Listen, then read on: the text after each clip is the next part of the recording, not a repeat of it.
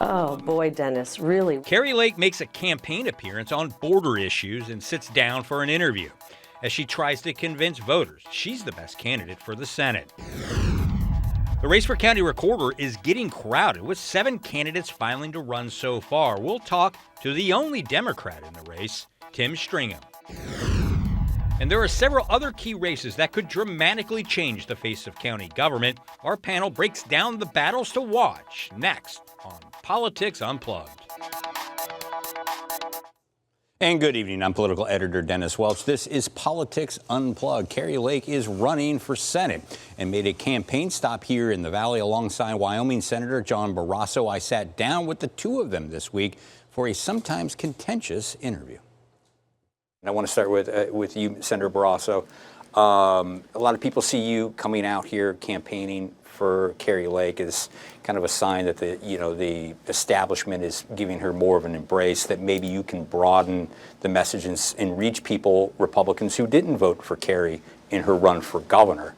What do you say to people, Republicans right now, who did not vote for Kari Lake 2 years ago? What do you say to them this time around?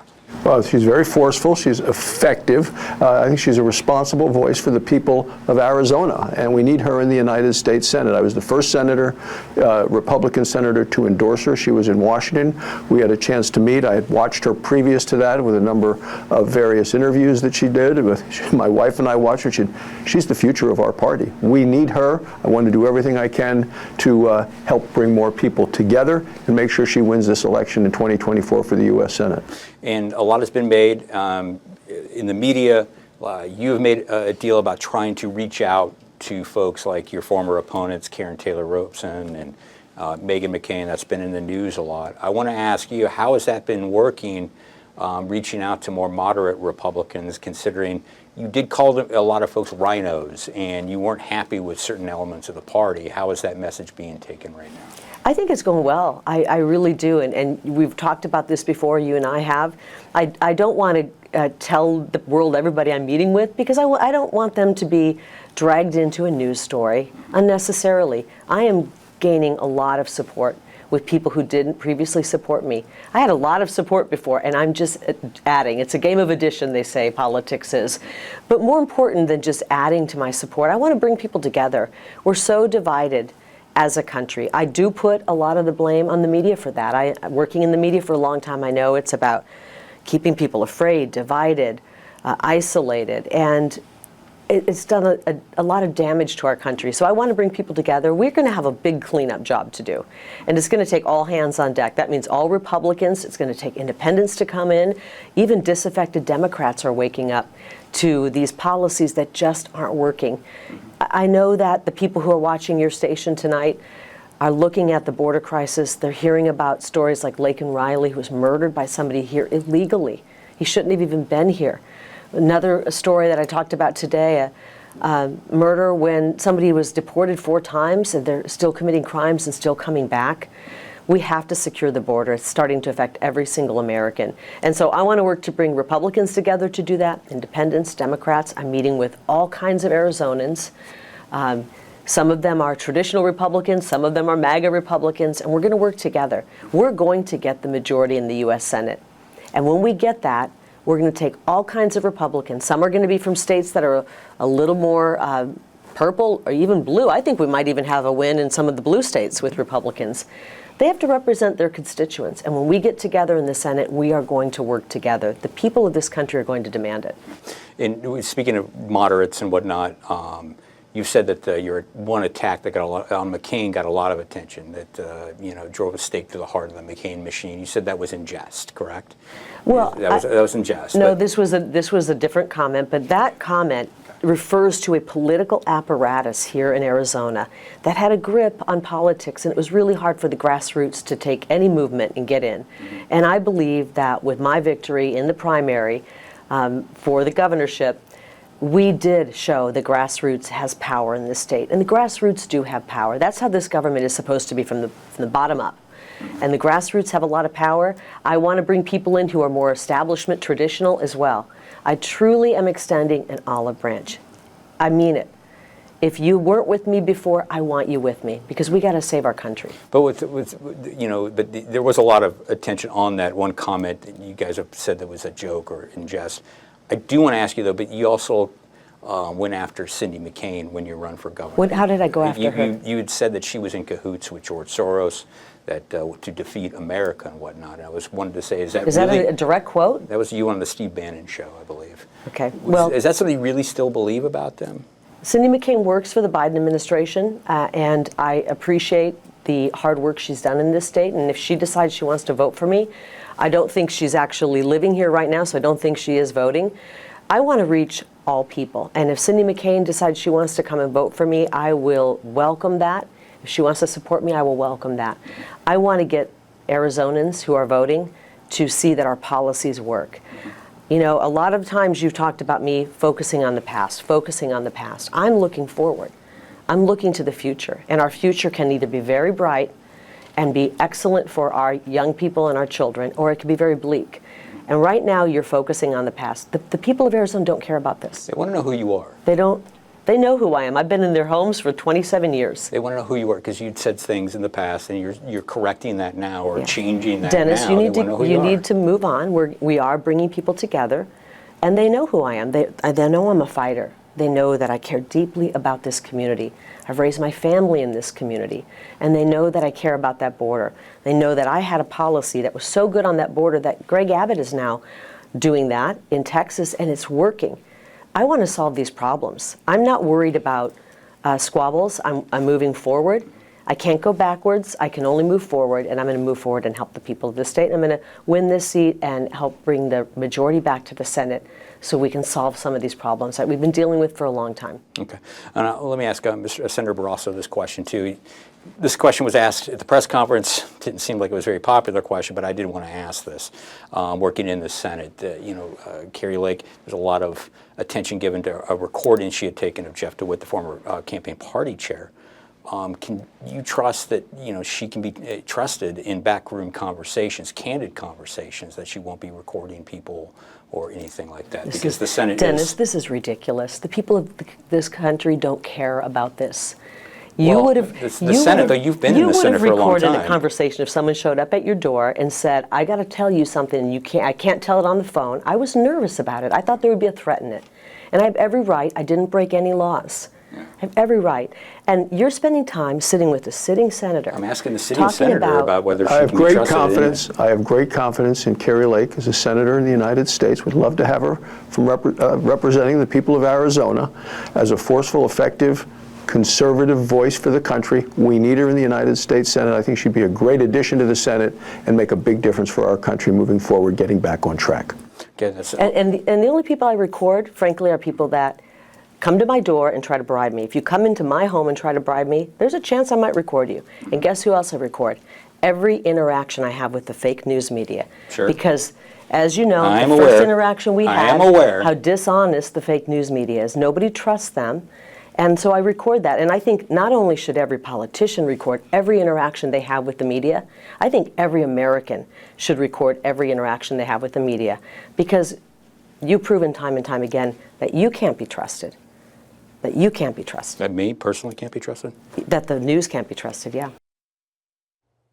And Lake also accused me of relitigating the 2022 election, but also refused to answer some questions because she's still involved in lawsuits. But there was one question I've been wanting to ask her for a while. If the 2020 election was rigged, how did Kimberly Yee, a fellow Republican who was running for treasurer, get 100,000 more votes than Lake did in her run for governor? That just shows you there's so many anomalies and things that don't make any sense. There are so many things that don't make sense about the statistics involving that election. And I know that you really don't care to dig into it because of the coverage, the lack of coverage. So we're going to end it at that. And please let the record show that Dennis and 3TV cannot get over past elections, just as you've accused me, Dennis. I'm actually embarrassed for you right now. And you can watch that full interview online. Still ahead, the field is growing in the race for Maricopa County Recorder. We'll talk with the only Democrat in the field, Tim Stringham, when Politics Unplugged continues.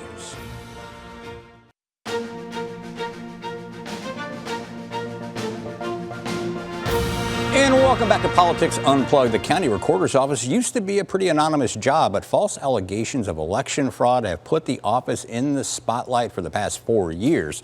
7 people have filed to run for the office, but only one of them is a Democrat. That's our next guest, Tim Stringham. I want to thank you very much for being here. Thanks for having me, Dennis. Yeah, a lot of focus has been on the Republican primary for this and some of the higher profile Republican candidates. But yes, a Democrat is running in that. I want to give you the opportunity, first of all, just tell our viewers who don't know you, may not know you, who you are, why you're running. Sure. I'm a lifelong Arizonan. My wife and I are both from Tempe, Arizona. I'm a graduate of Marcos Deniza High School and an Arizona State University. And I'm also a veteran of the United States Army and Navy. I served in Afghanistan and I was on active duty in the United States Navy as a military attorney on January 6th. And particularly after we saw the fake elector scandal get unveiled, I thought it was important to come back and defend democracy where it's actually under assault, and that's right here in my home state of Arizona. Okay, and first of all, what do you want to accomplish in the recorder's office? What kind of job could you be doing that you don't think is getting done right now? Sure. Stephen Richer ran, and it's really starting in 2018 because he wanted to make the office boring again, make elections boring again. I think it's safe to say that whether it's his fault or not, he's failed. You're talking about somebody who also wrote 214 pages of conspiracy theories, including accusing Adrian Fontes of rigging the election in favor of Kyrsten Sinema and of conspiring with George Soros. And that's not Stephen Richer. You're talking about somebody else writing those. No, that's Stephen Richer. Okay. You can look up his request to the county recorder's office on November 10th, 2018, where he demanded to see text messages and emails between George Soros and any employee of the county office. Okay. So I think that a lot of people have a hard time believing that the guy who contributed so much to these election conspiracies is really going to be the one to end it. And I think with yesterday, or what is it, 2 days ago now, the announcement that Justin Heap is in the race, I think it'll be a hard fight for Stephen Richer to even get through his primary. Well, first of all, I just want to say I'm not familiar with the documents you're talking about, the Stephen Richer file. We'll have to go back and look at those. But yeah, I did want to ask you about Justin Heap, who is a current sitting lawmaker. He filed this past week. What was your thoughts about when he jumped into the race? Well, I think people are dismissing him too early. I think if he makes it onto the ballot, he's instantly going to be the front runner. Just yesterday, we saw a bill pass through the House here in the state of Arizona that would all but get rid of mail-in voting. It would make it harder for you to vote outside of your precinct, and it was something for which all 32 Republicans in the House supported. So I think it's fair to say that Heap, and not Richer, is squarely where the Republican Party is on these issues. And I think it's impossible that Stephen Richer, who is against Kari Lake, who's been against Donald Trump, is somehow going to win the same primary cycle where Donald Trump and Kari Lake are looking to carry anywhere from 60 to 90% of their voters. I want to ask you too, like, if you were to get into office, what would be your top priority? Like any specific policies that you want to implement that's not being done right now? Yeah, sure. I think the number one thing we need to look at is safety, making sure we have an absolute close coordination with not only the county sheriff but all the law enforcement in the area, because I think people are continuously worried about threats we have in public schools, but also at polling sites. I think we want to continue to have voting centers where you can vote outside of your precinct. That way, if you work downtown, you can vote downtown on your lunch break and not have to make it all the way home.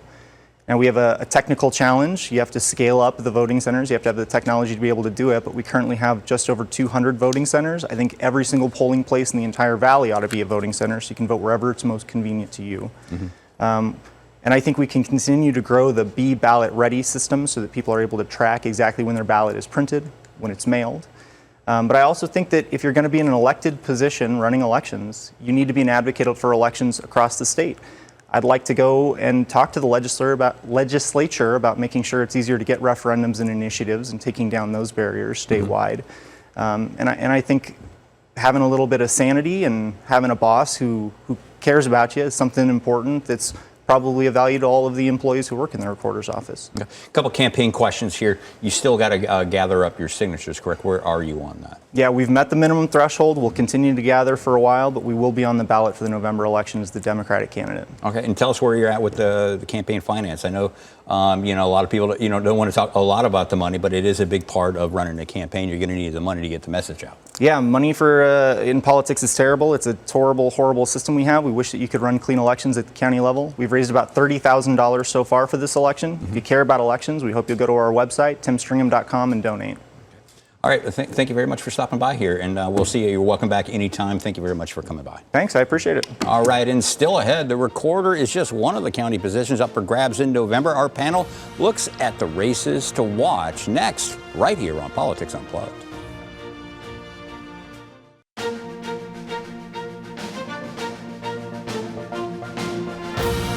Welcome back to Politics Unplugged. We're going to have some key election races to watch on the county level this year, including sheriff, county attorney, and the recorder's office, the 5 seats on the Board of Supervisors as well. And here to help us break down those races, consultants Tony Connie and Marcus Dellartino. Thank you very much for being here. And before we get to those county races, I did want to get your thoughts on the Senate race. You saw part of the interview with Kari Lake.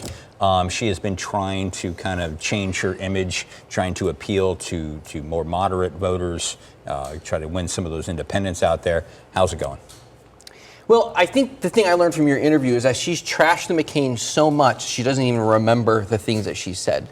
Because one of the problems that Kari Lake has is that after she lost, she went on every one of these far right-wing TV shows and internet shows and pushed conspiracy theories and talked about stolen elections and all this stuff. And what ended up happening as a result is that Democrats now have a gigantic book of footage and quotes and things like this that we're gonna hold her accountable to who she actually is. And I think that, you asked the question at the end, she got mad, and we got to see the real Kari Lake again, where she just is attacking reporters, and that shtick, that whole thing is exhausting. And I think that voters are just tired of it, and they're not gonna, I think that's why her numbers are so low. Her approvals are in the 20s. Yeah. And what about, John Barroso? He's the third-ranking Republican, in the U.S. Senate. He's out here, he's stumping for Kari Lake. How does that help her? On its face, there is no help, right? Nobody knows who he is in Arizona. Nobody cares. But here's where it does help: is they're setting the message that this is about the control of the U.S. Senate. This is more about don't focus on Kari Lake as much as focus on control of the U.S. Senate, because Republicans want the majority, and that's essentially why these U.S. senators will be flying out here. And yeah, while Barroso is definitely not a household name here in Arizona, stuff like that really helps with the fundraising, as Kari Lake is going to look for the kind of cash that she needs to run this high profile of a race. Want to ask you too, obviously, it's the weekly check-in on Kyrsten Sinema. The Republicans recently run a story that says probably too late for her to run. Where are you at on this? Well, I mean, I'm one of the people who thought she was running. She spent a bunch of money on digital at the beginning of the year, but she's kind of paused a lot of that stuff. I think it'd be very difficult for her to qualify for the ballot at this point unless she decides to run as a no labels candidate, which I don't know if she would do. And so, either way, I think that the math is pretty clear that she has she's going to have a very difficult time winning if she runs. And so I think maybe she's out. Yeah. All right, and let's turn our attention to the county races. Back where, as a younger person, you were an employee. You worked at the county. Yeah. So let's talk a little bit about some of those races. I thought he was saying you are a younger person. No, he's definitely not saying that. No, we're both the same age, and we're way past young. So let's talk a little bit about the races. Obviously, we just had the Democrat running for the recorder's office. Let's start there. We saw Justin Heap jump into this race. 6 Republicans running in the primary, or at least have polled statements of interest in that. Where do you see this Republican primary playing now, with Stephen Richer, the incumbent, trying to win the nomination? You've got Justin Heap, the state lawmaker, like I said, just jumped in this past week. What do you see happening here? Well, what's interesting is there wasn't all that long ago that all those county seats, from sheriff to board of supervisors to treasurer, were the most boring races on the ticket. Except for maybe sheriff. And you can probably, you'd raise like $10,000. Woohoo! Yeah. Now they've obviously got a lot more attention. Look, it all comes down to turnout. How many independents show up during the primary? And so it'll be interesting. I think these races will all be dictated by their own individual character, meaning, Justin has a tough time raising money. Richard's already on the ballot. He's raised significant dough. He's a very engaged candidate. So, we're going to have to see sort of how this plays out early in the race. Well, and the potential of a Trump endorsement. Would the president, a former sitting president of the United States, reach all the way down into a local county race to endorse Yeah, oh, absolutely. I mean, he's absolutely shown the proclivity to put his finger on every race in the country, and I think that's and just if no he different. did endorse, he wouldn't endorse Richer. No, absolutely not. And he has signaled as recently as this week that he was expecting an endorsement. Now, I don't know how that would come down, but I'm certain he's being lobbied to give Heap the endorsement, and it would make an impact in a Republican primary for sure. And you just saw, Mr. Stringham was on the show. What's the best case scenario for him? Does he want to take on a Stephen Richer? Does he want someone like a Justin Heap? I mean, I think that Heap is a very weak candidate. The kind of things that they are using to win this primary, they're saying that they were endorsed by Andy Biggs, Paul Gosar, right? He's basically standing up there with Wendy Rogers, who's a white nationalist, and he himself has said he wants to take the vote. He prefers if legislators picked United States senators, not voters, right? He's got a history of very out there statements. So I think he would be the easiest candidate to beat. I think the challenge that Richer has is that they are going so hard after him that if he survives the primary, how many Republicans that are on the Trump side that are going to be voting for Trump for president are going to not vote for him? And I think that it makes this a competitive race. I think that either way, I think it means that Democrats have a chance. And so Democrats should, really support Tim. Okay, let's move over now to the county attorney's race. Now that's obviously one of the other high-profile races. Rachel Mitchell running for to keep another a full term. She does face some primary challenges in Gina Godby here, who's filed to run in that race. How do you see that play out? It looks like Gina Godby here would be much more on the MAGA side of the Republican Party than Rachel Mitchell. Yeah, I think that's probably true. Although, Rachel's had some pretty interesting political moves in the last couple months that are pretty conservative. Telling the New York DA to pound sand was, Republicans sort of love telling New Yorkers to hit the road. So, although she got some of her facts mixed up, I think in that, because if I remember right, she kept saying that she wasn't going to extradite, and it was a decision that's not really up to her. Okay. Republican primary voters are very conservative facts.